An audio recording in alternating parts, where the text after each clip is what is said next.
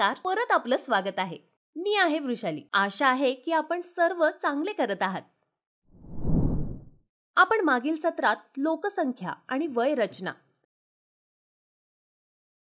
साक्षरता दर आणि लिंग गुणोत्तर यासारख्या विविध घटकांबद्दल पाहिलं आहे.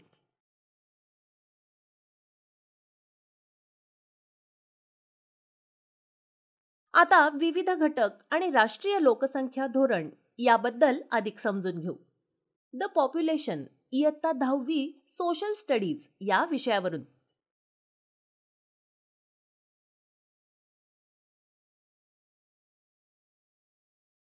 शिकण्याचे परिणाम. आपण हे जाणून घेण्यास सक्षम असाल. लोकसंख्येचा आकार बदलणं, लोकसंख्येची घनता, राष्ट्रीय लोकसंख्या धोरण. मुख्य शब्द. स्थलांतरित, एक व्यक्ती जी एका ठिकाणाहून दुसऱ्या ठिकाणी जाते, विशेषतः काम शोधण्यासाठी किंवा चांगल्या राहणीमानासाठी.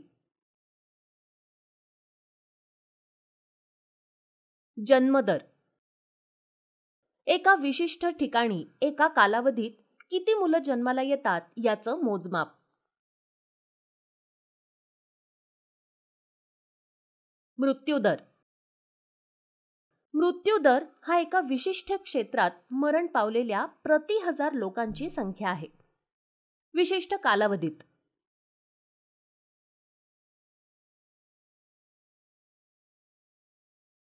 स्थलांतर, एखाद्या व्यक्तीची किंवा लोकांची एका देशातून परिसराची, राहण्याचे ठिकाण इत्यादी दुसऱ्या देशात स्थायिक होण्यासाठीची हालचाल. घनता, क्षेत्राच्या प्रत्येक युनिटमध्ये राहणाऱ्या लोकांची संख्या, जसे की चौरस मैल.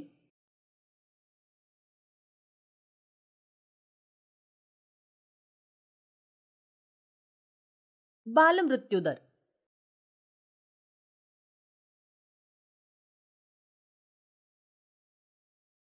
आयुष्याच्या पहिल्या वर्षात होणाऱ्या मृत्यूचा दर.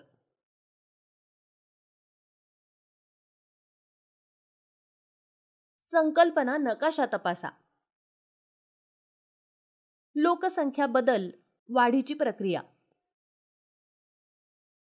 लोकसंख्या गतिमान आहे.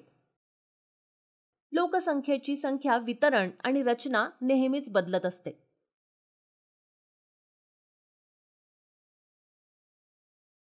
लोकसंख्येच्या बदलाच्या 3 मुख्य प्रक्रिया आहेत: जन्मदर, मृत्यूदर आणि स्थलांतर. लोकसंख्येतील नैसर्गिक वाढ हा जन्मदर आणि मृत्यूदर यांच्यातील फरक आहे.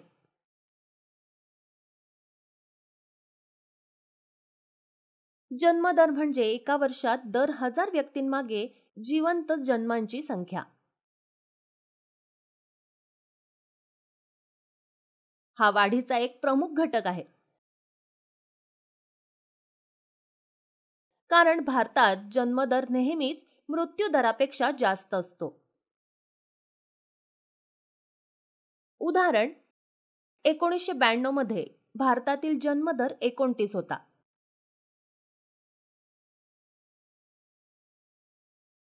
याचा अर्थ त्या वर्षात देशात राहणाऱ्या प्रत्येक 1000 लोकांमागे 29 जिवंत जन्म झाले.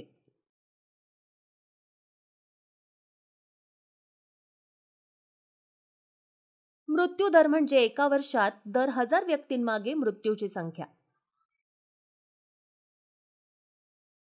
भारतीय लोकसंख्येच्या वाढीच्या दराचं मुख्य कारण म्हणजे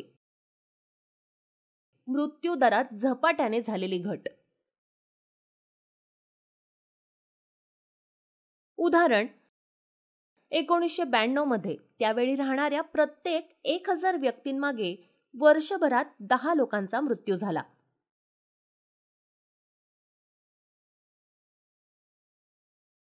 त्यामुळे वर्षभरात प्रत्येक 1000 मागे 19 लोकांची भर पडली.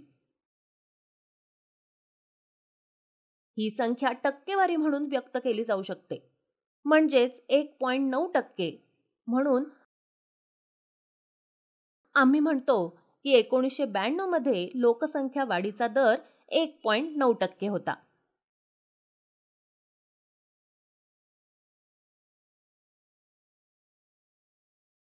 वार्षिक वाढीचा दर ही दरवर्षी लोकसंख्येच्या वाढीची टक्केवारी आहे.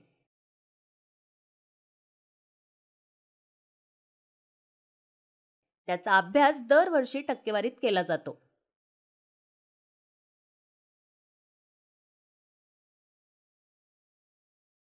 उदाहरणार्थ, दरवर्षी 2% वाढीचा दर म्हणजे दिलेल्या वर्षात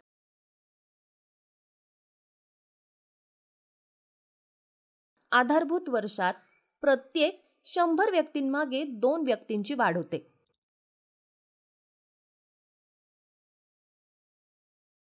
याची गणना चक्रवाढ व्याजाप्रमाणे वर्षानुवर्ष केली जाते.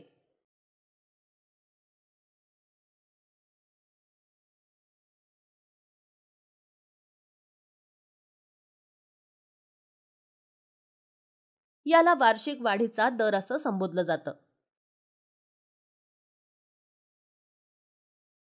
भारतीय लोकसंख्येच्या वाढीची कारणं तपासण्यासाठी मृत्यूदर आणि जन्मदर या दोन्हीकडे लक्ष देण्याची गरज आहे.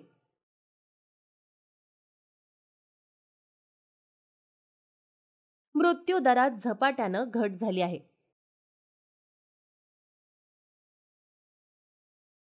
पण अलीकडच्या काळात जन्मदरात फारशी घट झालेली नाही.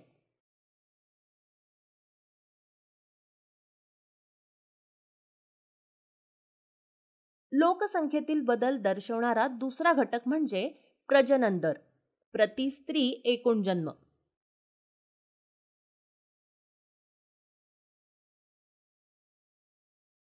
एकूण प्रजनन दर म्हणजे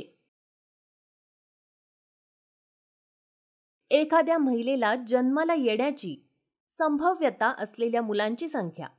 एकूण प्रजनन दर हे स्त्रियांच्या बाळंतपणाच्या वर्षामध्ये किती मुलांची संख्या असेल याचं अंदाजित मोजमाप आहे.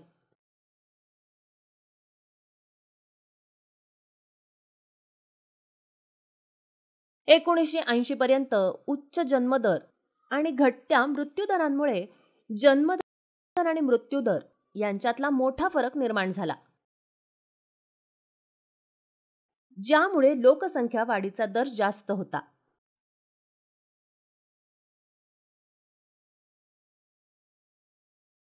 लोकसंख्या वाढीचा तिसरा घटक म्हणजे स्थलांतर.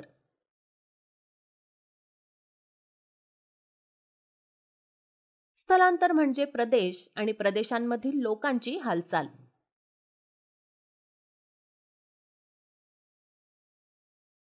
स्थलांतर हे अंतर्गत, देशांतर्गत किंवा आंतरराष्ट्रीय देशांदरम्यान असू शकतं.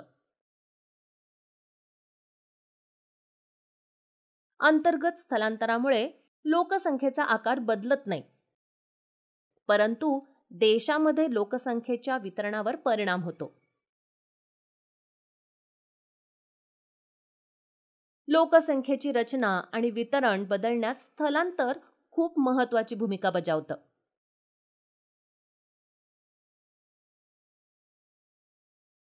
भारतात ग्रामीण भागातील पुश घटकामुळे बहुतेक स्थलांतर ग्रामीण भागातून शहरी झालं आहे.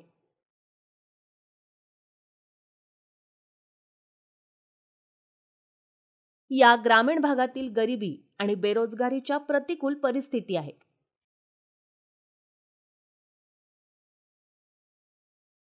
आणि वाढलेल्या रोजगारीच्या संधी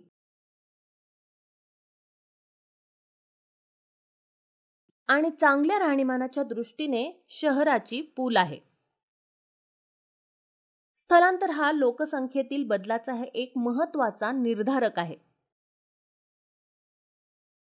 हे केवळ लोकसंख्येचे आकारमानच बदलत नाही, तर शहरी आणि ग्रामीण लोकसंख्येची रचना देखील बदलतं.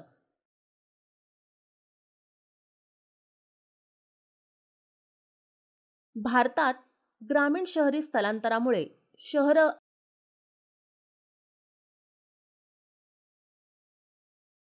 आणि शहरांमधील लोकसंख्येच्या टक्केवारीत सातत्याने वाढ होत आहे. शहरी लोकसंख्या 1951 मध्ये एकूण लोकसंख्येच्या 17.29% वरून 2011 मध्ये 31.80% वाढली आहे.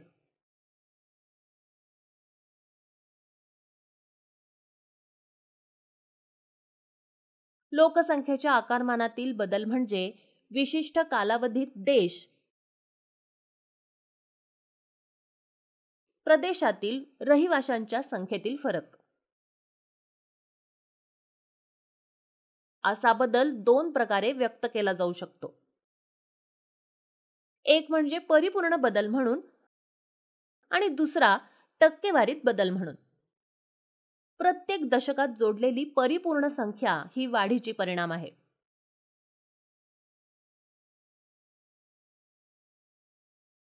हे फक्त नंतरच्या लोकसंख्येमधून पूर्वीची लोकसंख्या वजा करून मिळतं.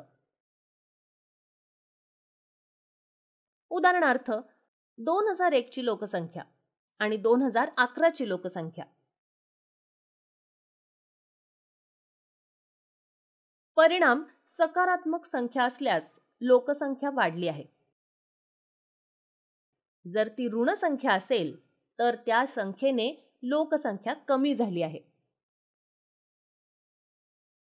लोकसंख्या बदल निरपेक्ष संख्या.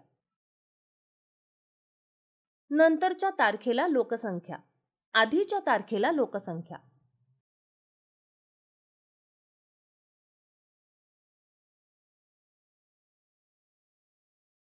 एखाद्या ठिकाणी लोकसंख्येतील बदल स्थलांतरितांच्या जन्माची संख्या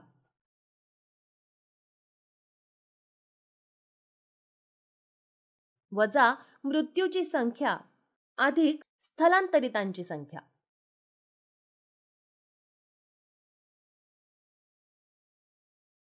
सकारात्मक संख्या म्हणजे त्या संख्येने लोकसंख्या वाढली आहे. ऋण संख्या दर्शवते की त्या संख्येने कमी झाली आहे. लोकसंख्येची घनता. लोकसंख्येची घनता त्याच्या वितरणाचं चांगलं चित्र प्रदान करतं. लोकसंख्येची घनता प्रति युनिट क्षेत्रामध्ये व्यक्तींची संख्या म्हणून मोजली जाते.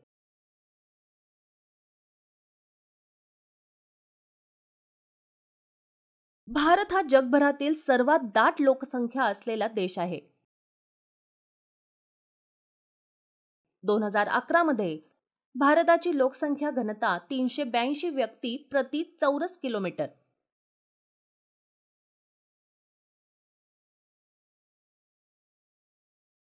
घनता ठिकाणावरून बदलते.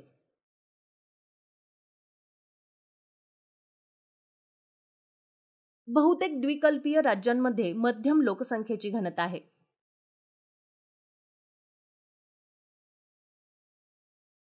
उत्तरेकडील मैदानं आणि दक्षिणेकडील केरळमध्ये सुपीक माती आणि मुबलक पाऊस असल्यामुळे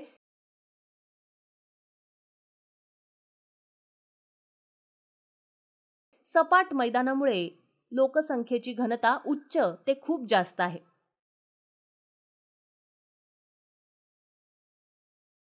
आरोग्य हा लोकसंख्येच्या रचनेचा एक महत्त्वाचा घटक आहे, जो विकासाच्या प्रक्रियेवर परिणाम करतो. सरकारी कार्यक्रमांच्या सातत्यपूर्ण प्रयत्नांमुळे भारतीय लोकसंख्येच्या आरोग्य स्थितीत लक्षणीय सुधारणा झाल्या आहेत.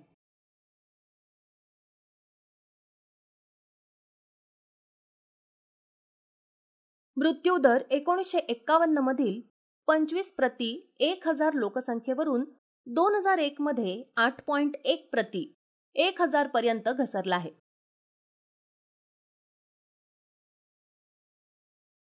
आणि जन्माचं आयुर्मान 1951 मधील 36.7 वर्षांवरून 2001 मध्ये 64.6 वर्षांपर्यंत वाढला आहे.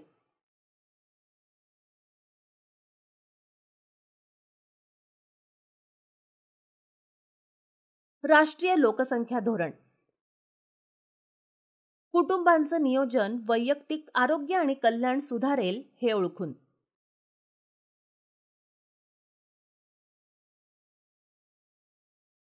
भारत सरकारने 1952 मध्ये सर्वसमावेशक कुटुंब नियोजन कार्यक्रम सुरू केला.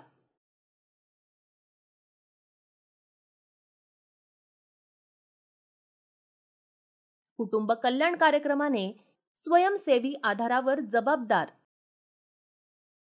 आणि नियोजित पालकत्वाला प्रोत्साहन देण्याचाही प्रयत्न केला आहे.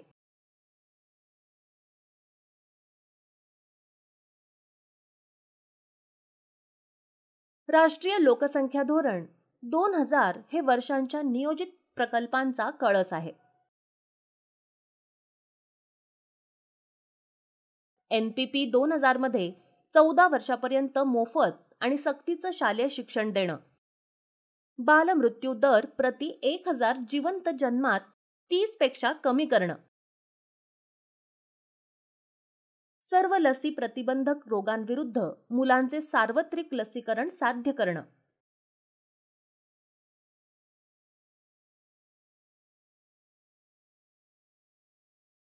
मुलींसाठी विलंबित विवाहाला प्रोत्साहन देणं आणि कुटुंबासाठी एक कार्यक्रम तयार करणं.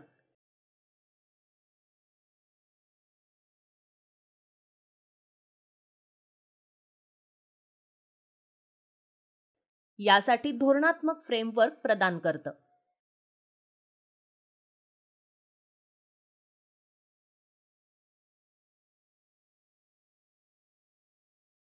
लोक ही देशाची सर्वात मौल्यवान संसाधन आहेत. सुशिक्षित निरोगी लोकसंख्या संभाव्य शक्ती प्रदान करते. तर या व्हिडिओमध्ये आपण याबद्दल पाहिलं आहे. लोकसंख्येचा आकार बदलणं, लोकसंख्येची घनता, राष्ट्रीय लोकसंख्या धोरण. त्यामुळे मला आशा आहे की तुम्हाला व्हिडिओ आवडेल.